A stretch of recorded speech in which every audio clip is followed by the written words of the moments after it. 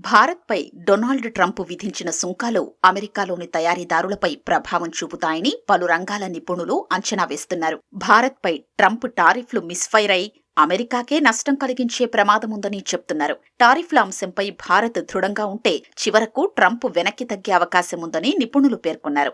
భారత్ నుంచి దిగుమతి చేసుకునే వస్తువులపై ట్రంప్ 50% సుంకాల్ని విధించడంపై నాటో సలహాదారు క్రిస్టిల్ కౌల్ నిరాశ వ్యక్తం చేశారు. ట్రంప్ తీసుకున్న నిర్ణయం భారత్ అమెరికా మధ్య ద్వైపాక్షిక సంబంధాలపై తీవ్ర ప్రభావం చూపుతుందని పేర్కొన్నారు. బలమైన మిత్రదేశంతో శత్రుత్వాన్ని సృష్టించేందుకు ట్రంప్ యత్నిస్తున్నారని వాణిజ్య నిపుణుడు శరత్ కోహ్లీ అన్నారు. భారత్పై అదనపు టారిఫ్ల వల్ల ఎదురయ్యే పరిణామాలపై ట్రంప్నకు అవగాహన లేదని చెప్పారు. భారత్పై అమెరికా సుంకాల మోతపై ఇజ్రాయెల్ స్పందించింది. అమెరికాకు భారత్ సహజమైన, నమ్మకమైన భాగస్వామి అని పేర్కొంది. తాత్కాలిక సవాళ్లు తలెత్తినప్పటికీ పరస్పర ప్రయోజనాన్ని దృష్టిలో పెట్టుకుని సమస్యలు పరిష్కరించుకోవాలని సూచించింది. మరోవైపు ట్రంప్ టారిఫ్ల నేపథ్యంలో ఎగుమతిదారులకు ఉపశమన చర్యల్ని భారత్ పరిశీలిస్తోంది. వాటిలో వడ్డీ రాయితీ, క్రెడిట్ హామీలు ఉన్నాయి.